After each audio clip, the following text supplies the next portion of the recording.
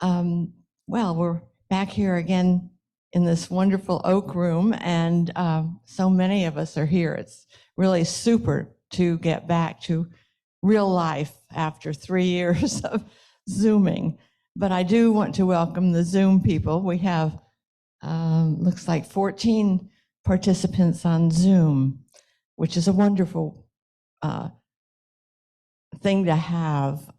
I kept up for 3 years with all my meetings and everything else I wanted to do by Zooming. A little balmy at the end of some days, too much computer time. Today, we have a marvelous speaker for Adventures in Living. And there are a lot of people here who've known Anne for quite some time, and I want to welcome you all here today to enjoy her presentation. When I think I mentioned last week that right before the presenters present, we ask them for a few sentences that we can use to introduce them. And I asked Anne twice, and twice she said, "Keep it short." So I'm going to do that this morning because she's going to tell us a lot about a very full and fascinating life. So with that, I will introduce Anne Meyers, who will be with us for questions at the end. So enjoy. Julianne?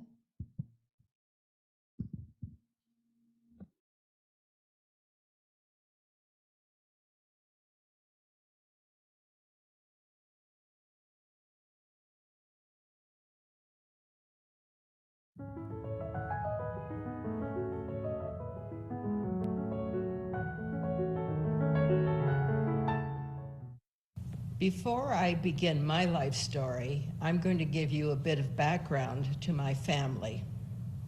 I was the firstborn child of Dorothy Nee Donner and Val Sauerwein. My mother's ancestry was German and Swiss, and my father's was German. The religion on my mother's side in Switzerland was Anabaptist, an uncompromising fundamentalist Christian religion. These people were not popular, as they would tell others that they were sinning for one reason or another. They immigrated to the United States and settled in the Peoria and Springfield, Illinois area. My mother's grandfather was a shoemaker. One of his customers was Abraham Lincoln. When a pair of shoes was finished for Mr. Lincoln, he would come and stay long enough to have a piece of lemon meringue pie. That's supposedly his favorite pie. And I still have the recipe. My grandfather, born in 1861, actually saw Lincoln. My grandfather was the credit manager at Joseph Horn Department Store in Pittsburgh. And that's where he created the prototype for the credit card. In 1912, my grandfather went to work at a publishing company in Cleveland, Ohio. He also became a lay preacher. My father's father, also born in 1861 in Hesse, Germany, came to the United States as a tool and die maker. The second of his two wives was my grandmother. The four sons of my grandfather were all college graduates.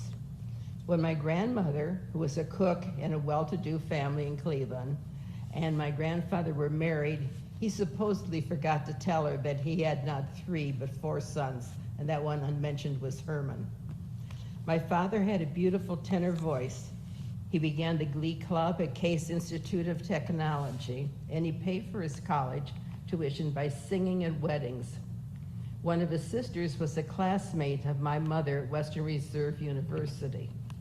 My mother had been accepted to Western Reserve School of Medicine, but when she learned that she would be the only girl in the class, she declined to enter medical school and married my father instead. Now, my story. What you're going to hear is my life in sketches, beginning age 4. I ran away from home. I do not remember if I was being scolded for any reason, but more a case of a sense of adventure. I did not travel far, just to the end of the street, Before returning home and crawling under the piano, I announced, "I'm not here." This was the year I became interested in kitchen skills, as I was always hungry. My first efforts were making open-faced sandwiches of Wonder Brand white bread smeared with mayonnaise. I haven't made that sandwich in a long time. Age 5, I was given a second-hand two-wheel bicycle and thought it'd be easy to learn to ride, especially if I went down a hill. Trouble was that I did not know how to stop, so I crashed into a row of mailboxes. I was a mess, though I did make it home on my own. Next lesson was how to brake. The red bird on my paper is a cardinal. My mother was so happy I could draw and color something she could recognize. My first opera was Hansel and Gretel. I wore a black velvet dress with a white lace collar and black patent leather shoes. I remember all the angels gathered around the sleeping children on the forest floor. Kindergarten was wonderful. One day, on my way home from school, 2 boy classmates tried to kiss me, and in a rage, I threw a very rotten apple and hit one boy in the face, and he threw up. My parents sent me to summer school at Western Reserve University to take a conversational French course. At 5, I was the youngest student. My picture was put into the Cleveland newspaper. Small comfort. Didn't like the course, but I finished it and learned some French. Being a daughter of German culture parents, I really had no choice but to accept that I would learn French. Now we go to 1941. My Aunt Lois, a surgical nurse, took a vacation to Hawaii. Like many in the family, she loved chocolate candy, and as soon as she was registered at the hotel, she went out to buy candy and returned to the hotel with a bag of Hershey Kisses. She offered candy to the desk clerk, and then turning to a man standing at the desk, she asked if he would like to have a kiss. His response was to invite her to dinner, where in the conversation they told each other how much they enjoyed their life as a single person. The chemistry clicked because he proposed and she accepted. When the wedding day came, he, soon to be Uncle Jack, brought gifts for all the family members. My gift was a collection of Hawaiian seashells, which I thought was a marvelous gift. And over the years, I have enlarged my collection of vintage shells. And in 2022, I donated my collection to Whitney Laboratory to display in the soon-to-be-built Marine Animal Hospital on campus. After a honeymoon going orchid hunting in Costa Rica, my aunt and uncle returned to Honolulu. 3 weeks later, Pearl Harbor was bombed. Aunt Lois spent that Sunday tending to the wounded laid out in cane fields, most of which were burn victims. Uncle Jack was a territorial tax commissioner of Hawaii before it became a state. About the same time, my family moved to a rural area turning suburban, east of Cleveland. I attended a school with 1st through 12th grades in one building. The kindergarten was in the local orphanage. The classes were small, but I had the good fortune to have classmates who had above average intellect and not one behavioral problem in the group. Class reunions were held through our 60th anniversary. Professions chosen by my fellow students were engineering, teaching, an inventor, a doctorate in thermodynamics who went to work at the Jet Propulsion Lab in California, labor lawyer, and a Rhodes Scholar. There were 2 African-American girls. One was very pretty, maybe as lovely as the Queen of Sheba. We had a vegetable garden, and when World War II started, we never lacked for vegetables. With more food than we could can, my brother and I peddled beautiful tomatoes from a wagon for 50 cents a bushel. Liking music, I wanted to play an instrument. There I made a poor choice, as the cello was tough to lug home on the school bus. Next choice was a clarinet. For the 3 years of high school, I transferred to a girls' boarding school in a nearby town. This particular school had a curriculum that educated girls to be independent and a choice of 6 fields, and my choice was art. The school buildings were all red brick Georgian, and the campus was large, with one end being a farm. There was also an equestrian center. The highlight of the 11th grade was putting on prom dresses and listening to the radio broadcasting the wedding of Princess Elizabeth and Prince Philip. 1949, time to think about college. Both my parents were college graduates, and that they felt I should attend the same university as my mother and then probably marry a young man, a graduate of the same college as my father. That is how my college education began, and I was miserable. So when the second semester began, I presented my art portfolio at Cleveland Institute of Art and was accepted and then about 6 weeks into the semester, I told my parents I was not going where they thought I was going. At that point, my father exploded with rage. About 2 later, when he had calmed down somewhat, he said, "Okay, Ann, that's what you want, then okay, but you pay for it."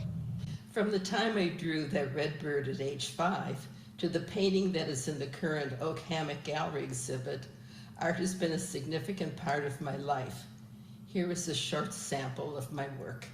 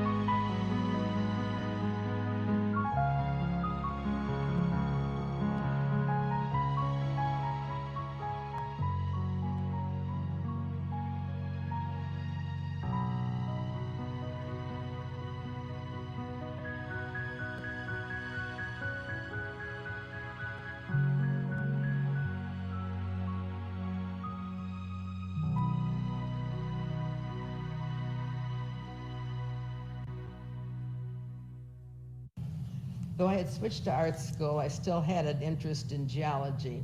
So my best friend Elaine invited me to go with her on a class field trip to a limestone quarry in the northwest corner of Ohio. We spread out in the quarry looking for fluorite, calcite, marine fossils, etc. After about an hour, I took a break, and looking up the quarry face, I saw a fissure in the rock with feet sticking out of it. I called up, "What have you found?" And the person backed out of his little spot and replied, "Needle crystals of strontium." Now that seems ordinary, but those were the first words he said to me by the man who had become my husband for 68 years. Strontium sulfate is also known as celestite. It has a delicate blue color and is commonly used in fireworks and metal alloys.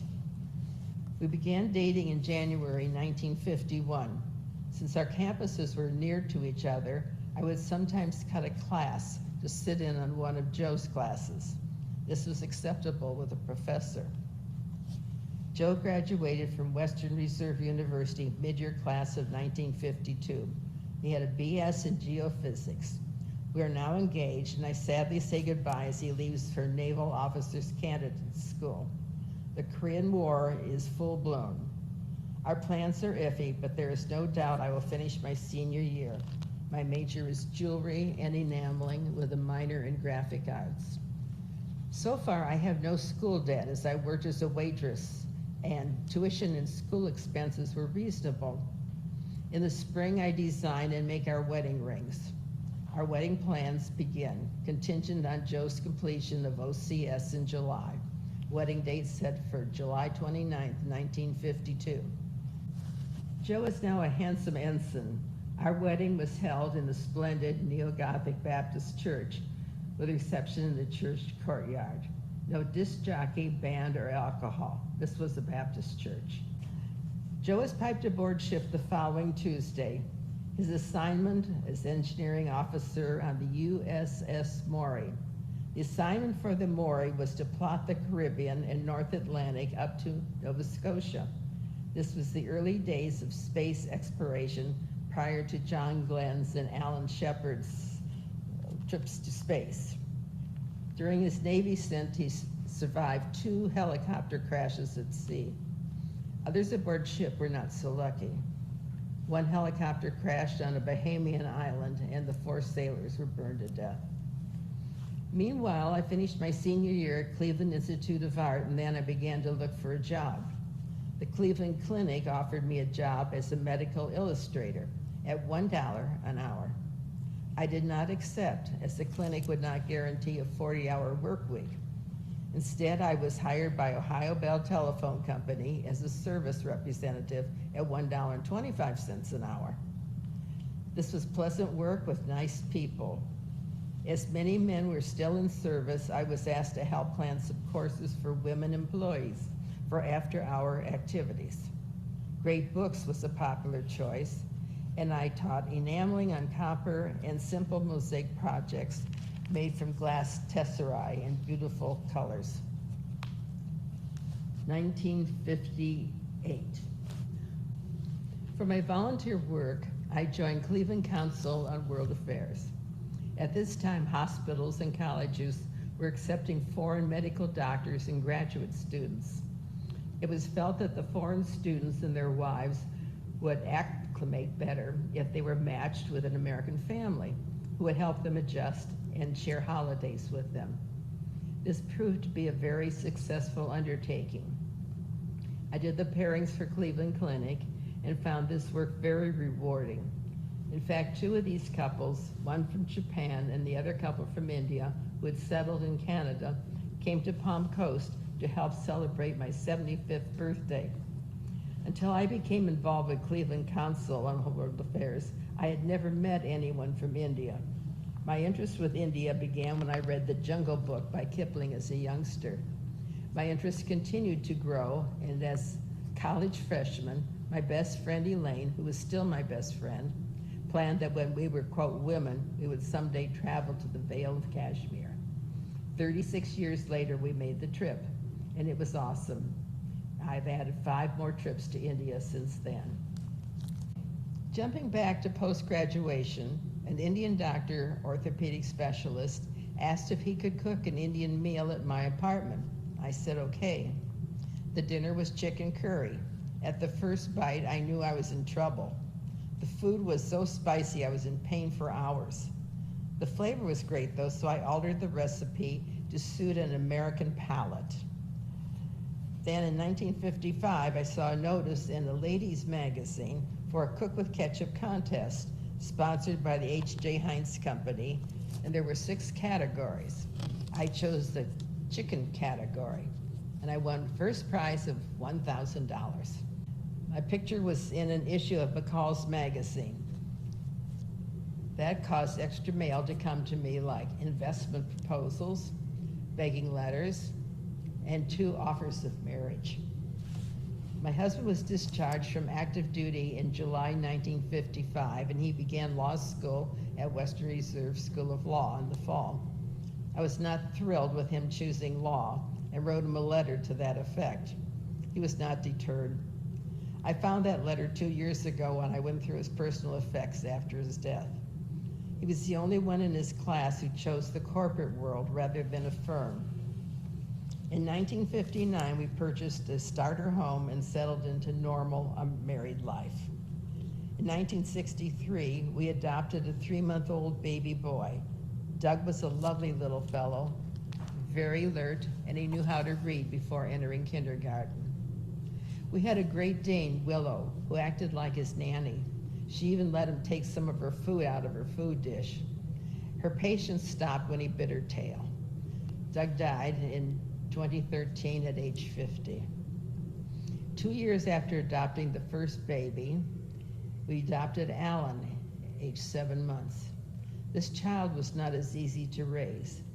He was a baby that did not thrive. His head was misshapen, his crotch area needed to be covered with plastic skin because his excessively strong urine burned his skin. Feeding time was tough as he ate little and frequently vomited the little he ate. He was so spindly that he weighed 17 pounds at age 2 when he first began to walk. He had apricot-colored hair, gray-green eyes, and a smile so wide it almost split his face. School was always a struggle for him, and at age 16, he announced that he was not going to go to school anymore and we couldn't make him. And 10th grade dropout is what he became. Instead, he learned the electrician's trade well enough that he was able to wire an entire radio station. He was married 5 times, women of different colors, ages, and personalities. He got it right on wife number 5, who after his death adopted his daughter, Lakota. Kimberly is a fine person, mother and ideal daughter-in-law. My younger son died in 2019 at age 54. In 1971, we moved to California, south of Los Angeles. Our house was built on the side of a canyon and overlooked the Pacific Ocean, and we never tired of the view. A few months after we moved to Palos Verdes, we experienced an earthquake. The main roof beam twisted, and we were showered with plaster dust. The tile patio around the swimming pool cracked, but that was all the damage. Our main family activity was boating, and our favorite trips were to Catalina Island. Diesel fuel for the boat was only $1 per gallon. A very special experience in California was given us ride in a Stearman. That's a biplane who's owned by a friend. I told the pilot I was okay with him doing tricks. We flew above the shoreline, checked our airspace, and then did tricks including a loop. A thrilling maneuver in an open cockpit. The Stearman was a training plane for Navy pilots. It was bright yellow and had a canvas skin. My husband worked in Chatsworth, north of Los Angeles, and simply driving to and from the office took 3 hours. This made for long days and late dinners. Sleep time was shortened when I decided to go to graduate school at California State University, Long Beach branch. That's an hour from home. Bedtime was midnight, so even with a late bedtime, I was up at 4:30 to start a new day. I certainly learned the advantage of a 15-minute nap. My major was metalsmithing. I learned how to make a coffee pot, covered boxes, a bowl, and how to forge flatware. We also made some of our tools. I finished all my courses and studio work for a Master's of Arts and had my master's project approved when my husband at age 48 decided he was going to retire.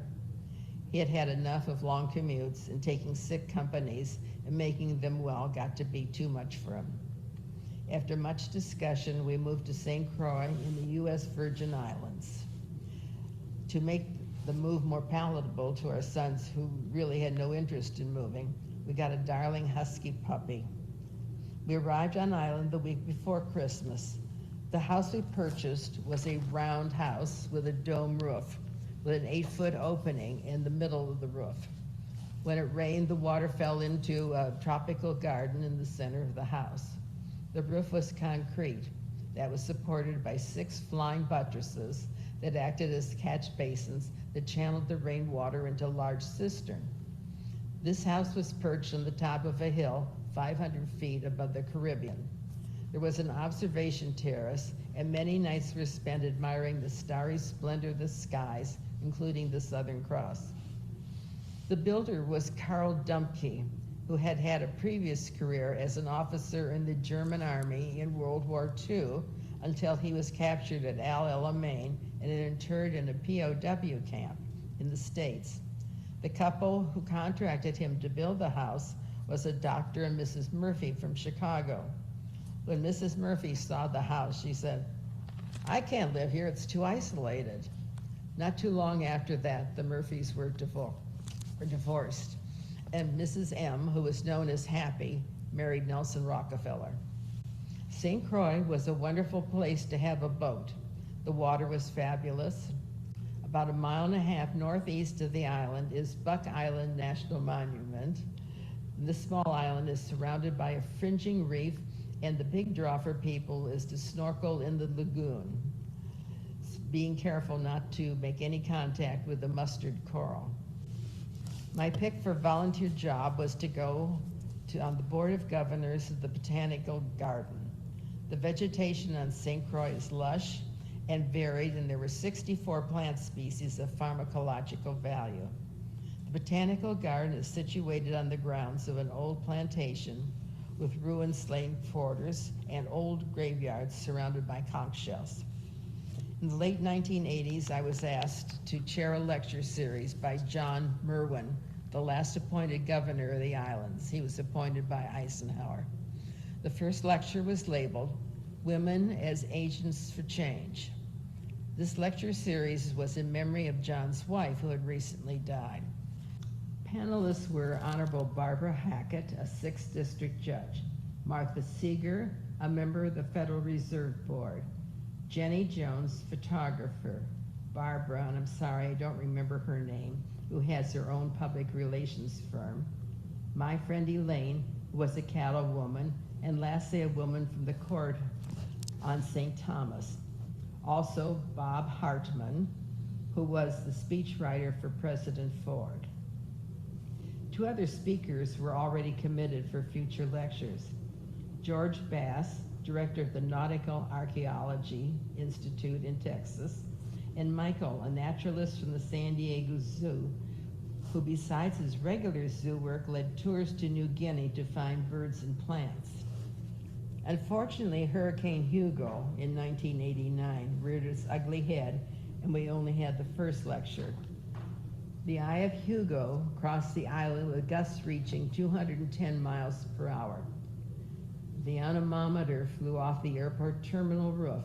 3 weeks before the hurricane, we had downsized to a house on the grounds of the Carambola Resort.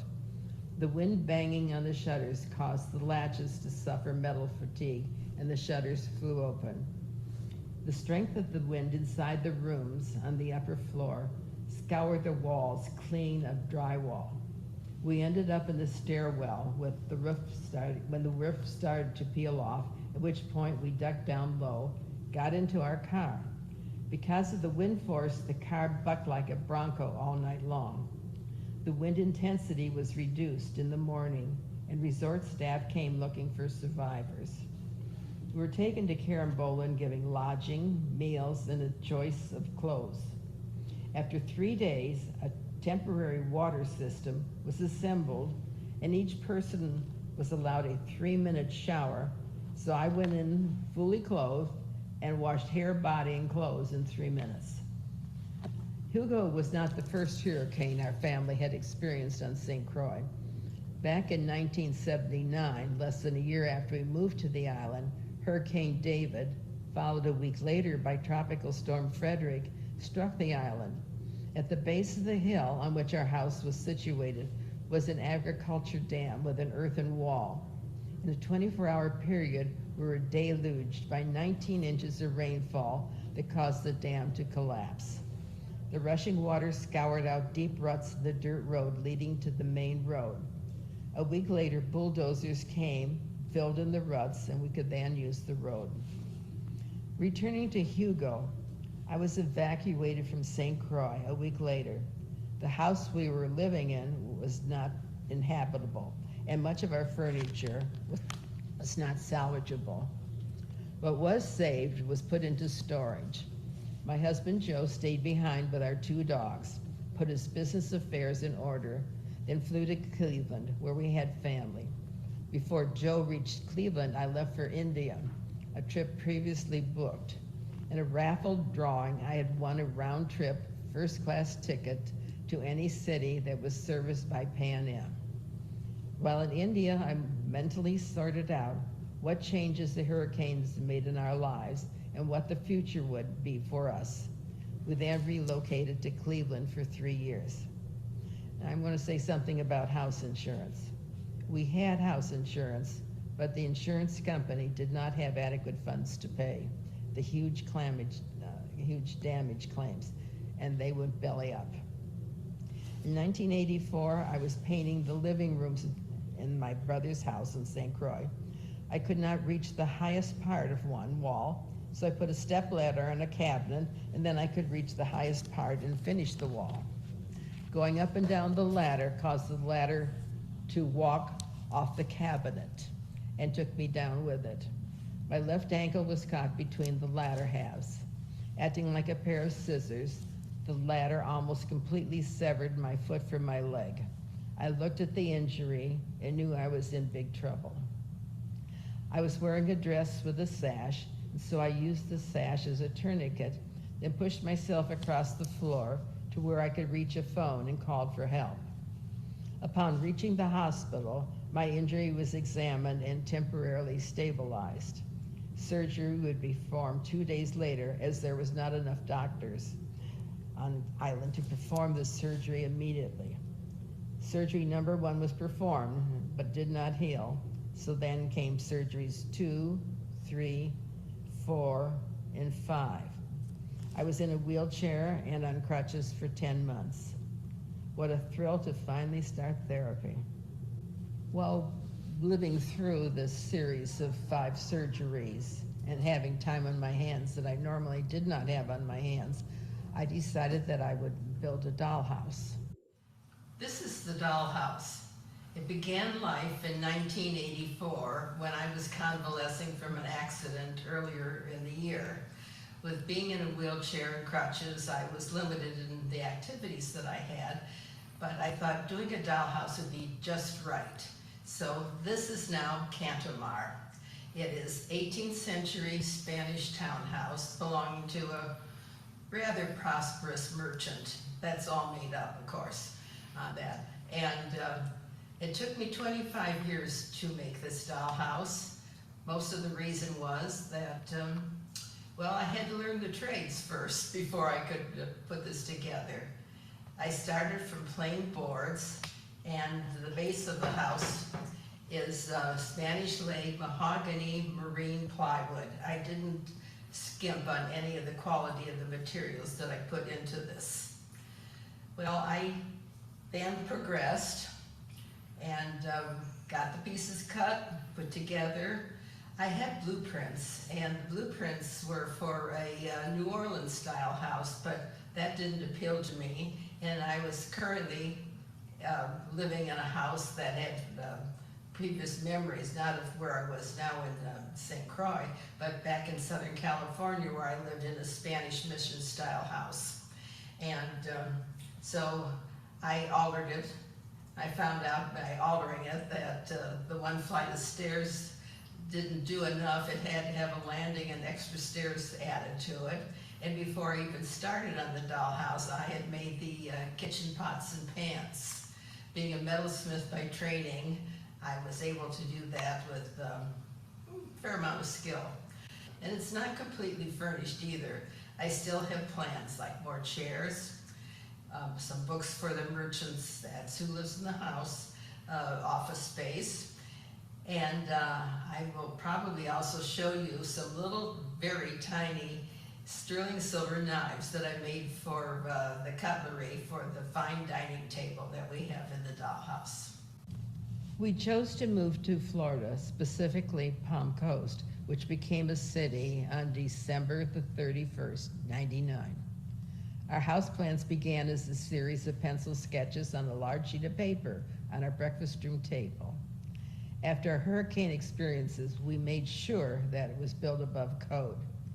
Construction went smoothly, and we and the dogs moved in a week before Christmas in 1992. It was nice to hear the Atlantic Ocean from our property. About the same time as we started construction, we traveled to Portugal and Madeira with 5 friends to celebrate my 60th birthday. Early one morning, while sketching a shore scene, I became aware that a number of human shadows surrounded me. Turning around, I saw a mixed group, all topless. I did not include them in my drawing. Back to Palm Coast. We lived in a community that abutted the Atlantic Ocean. It was like a conservation area, heavily wooded, with ponds scattered over the acreage in the golf course. Across from my house was a no-build area because Indian midden mounds in a gravesite dating back to 600 to 800 AD were found there by University of Florida archaeologists. Soon after moving there, I started to attend the monthly lectures at Whitney Lab. They were wide-ranging on science subjects. I had recently been on an elder hostel trip to Washington State to study the marine life and geology of that area. One day we took a research vessel out in the Sound and did a plankton tow, then followed up in the laboratory to see what had been caught in the net. This is where I got hooked on plankton, and beginning in the year 2000, began listing data of what I saw in weekly water samples for the lab. Now sit back and relax and just look at the pictures.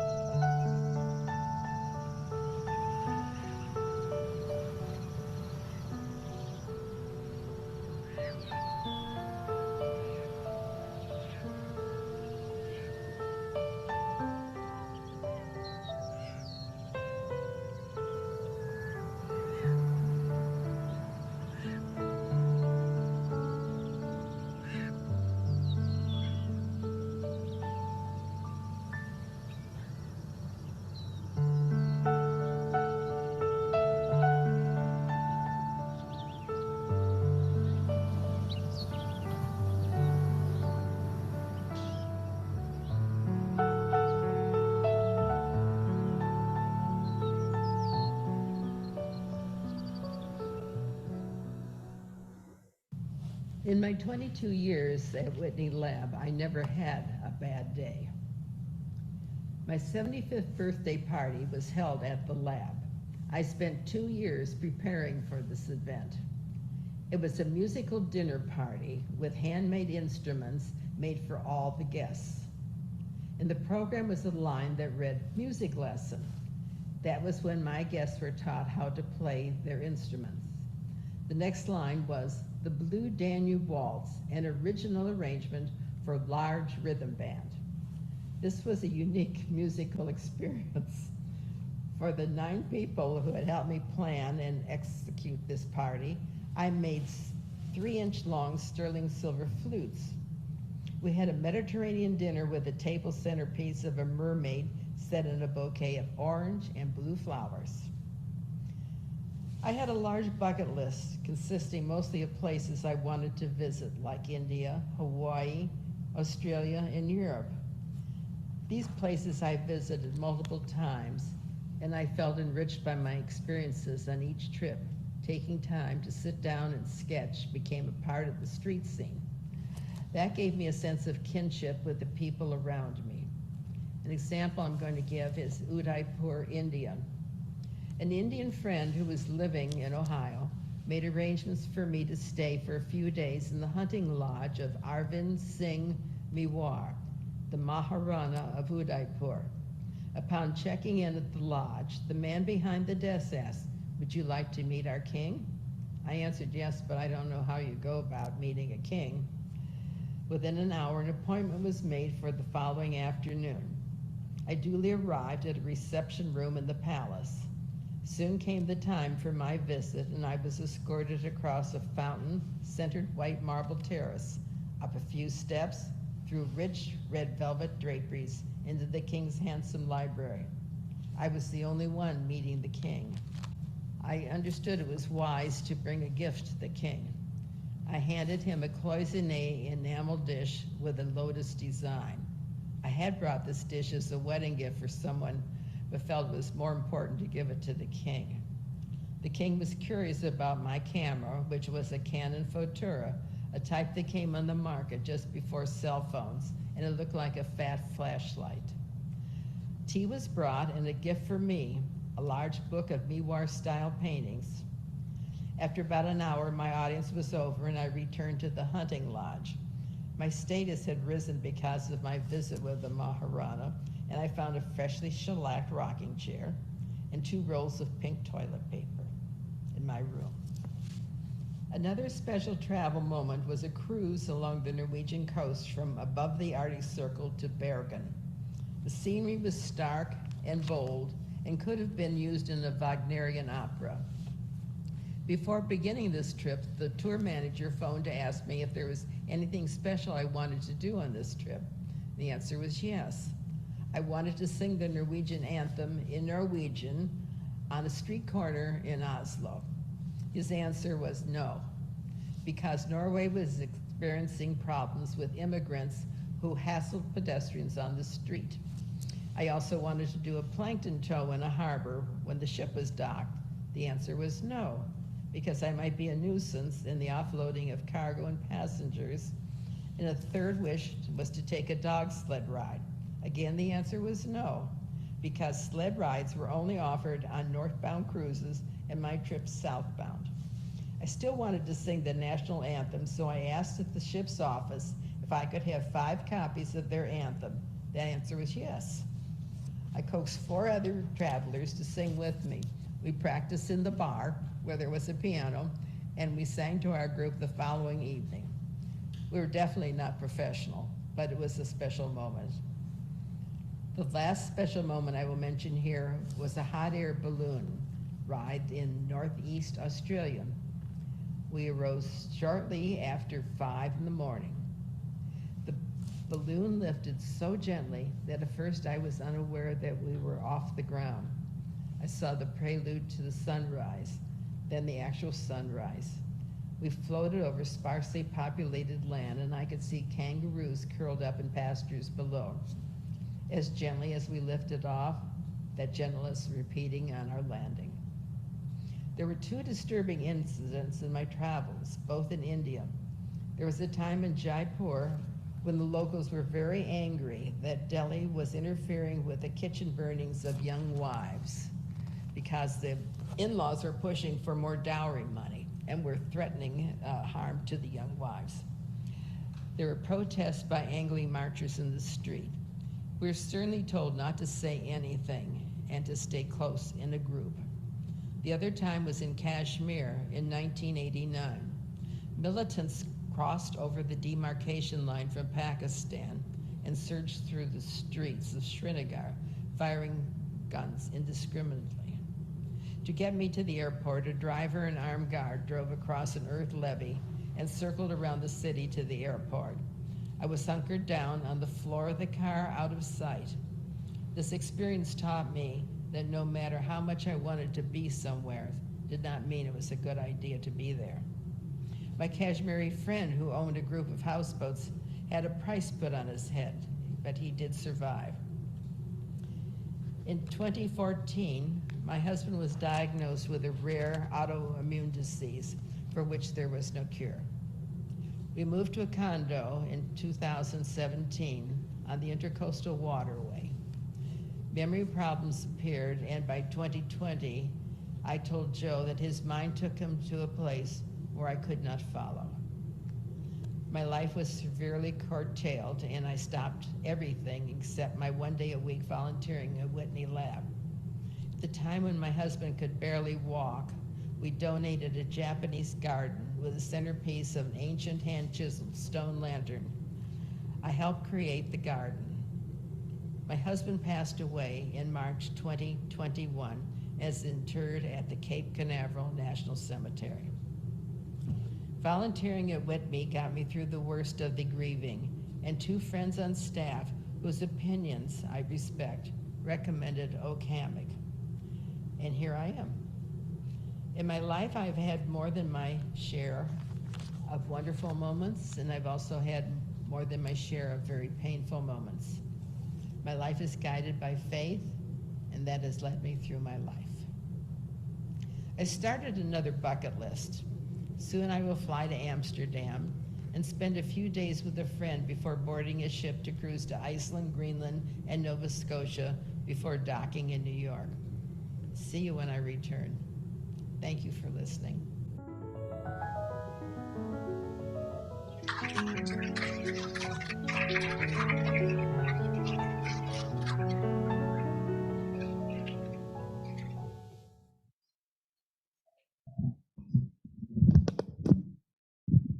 And now, before we have questions, Anne would like to take a few moments to say a few words in person, and then we'll have questions after that.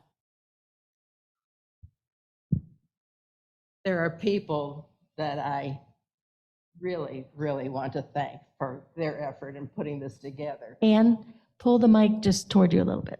Okay, There we go. is this better? Mhm. Okay. I normally don't do this on that. I had mixed emotions about doing this job on that, but I did it thanks to Diane, who gave me a big shove on that. First off is thanks to Dick Martin. I'm sorry that he's not here in person because he's quite a creator of something out of nothing, and I thank him from the bottom of my heart. Then there's Frank Townsend on that end. He told me that for every hour of filming, it takes 3 to 4 hours of editing, right? Okay, thank you. Then Mary Connor, who I'm sure most of you know, if not all, she did the 2 paintings in the main salon of the dollhouse. The type of painting is called encaustic.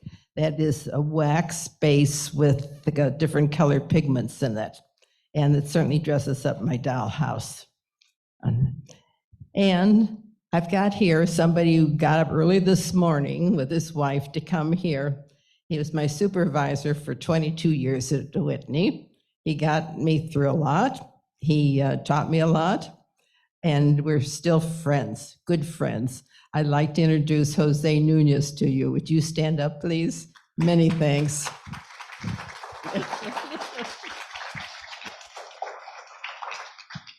I even have some neighbors here. So if you think of a 200-mile round trip, they're special friends for coming. And I'm so glad they're here.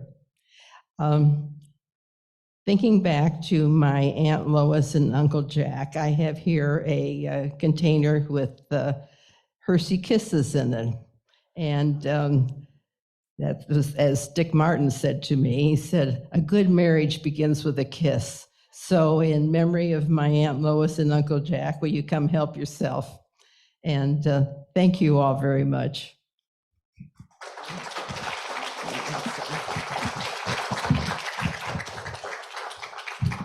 Thank you, Anne, and I think we all want to give you a big kiss.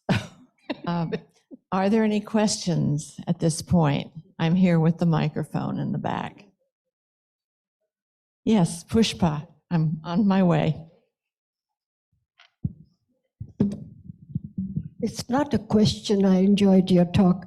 It's not a question. I just wanted to make a comment.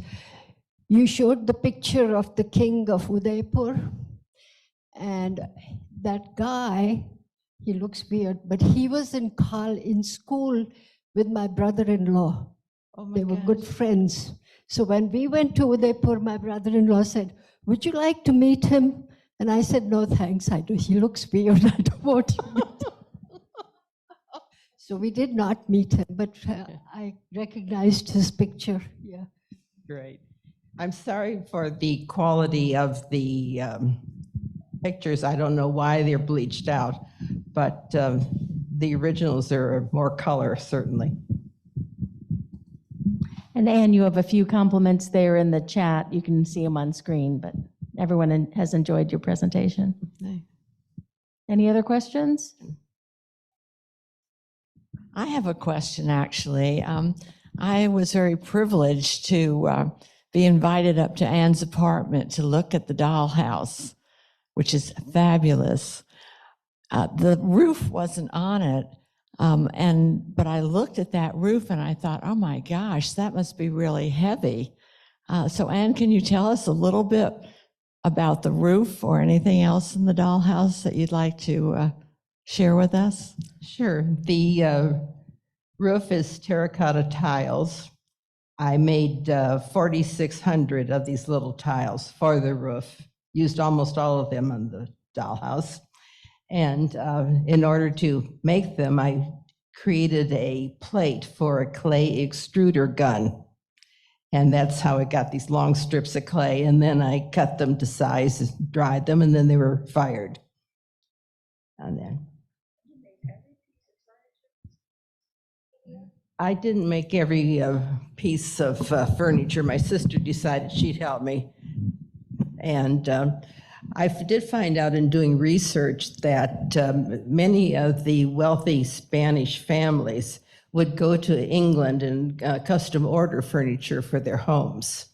And I also did research on the types of furniture. The kitchen is modeled after a kitchen in a place called Colonial Tovar in Venezuela. The bench on which the clients of the merchant would sit is from Mexico, that style. There is a mural in the kitchen of the dollhouse that is a copy of a mural that's on the facade of one of the major buildings in St. Augustine. And that's the sort of stuff I did. Oh, and in the kitchen also is a small chair that is a copy of a chair in the kitchen of the house in which El Greco, the artist, lived in Toledo, Spain. So. Okay, another question here.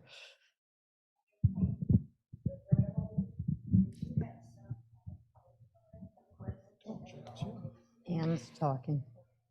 Anne, did you hear the question? Yes, I did. Could you repeat it for everyone else? Okay, I'm asked about the railings of the dollhouse. Anne has seen the dollhouse. And the tool that I used was a 6-inch lathe for that. The railing is African mahogany, which was easy to work with. And I did it all. And thank you for your talk. You are an inspiration to us all. A reminder that life does not stop at 70 or 80 or even 90. Yes, Would you yes. like to tell us your latest learning adventure over at Wrights Union? What are you doing over there? I'm finishing many unfinished projects. I figured I'm running out of time, so I better get these done.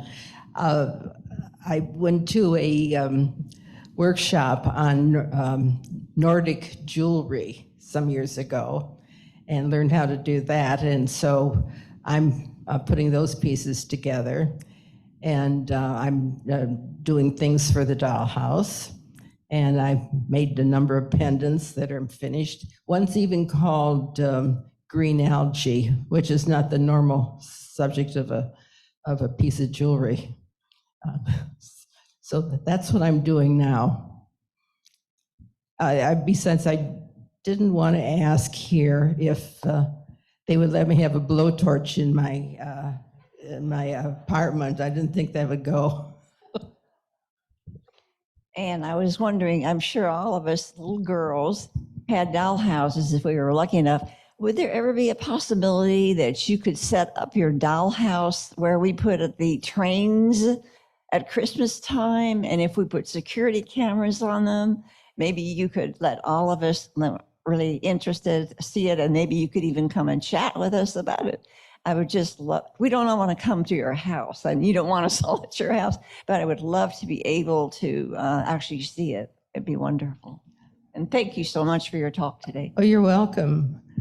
I would be glad to have anybody come to my apartment if they would like to see the dollhouse. There are too many loose parts for it to be conveyed to another area. But you're welcome, just let me know. If you come early in the morning, I might not be up yet. Other I'll questions? also, Diane, I'll also add that when Ann got here, she very generously helped with many ILR programs already, so we appreciate that as well. I was the benefit. Other questions, comments? Well, Anne, here we have one more. And I don't have a question. I just have to say what Jan said. You are an inspiration. You have accomplished so much in your life, and you're such fun to be with. So thank you so much. I'm so glad that your coworkers encourage you to move to Okemik. We're blessed. Well, that you're Jose, who you met just this morning, was the one that even brought me here. Yeah, One of the trips. that's great. He said, "This is where you belong." He's right. Okay, it's time now to run up and get a kiss from Anne, or a couple kisses. Okay, depends on your chocolate fix. But thank you so much, Anne. It was wonderful. Thank you. You're welcome.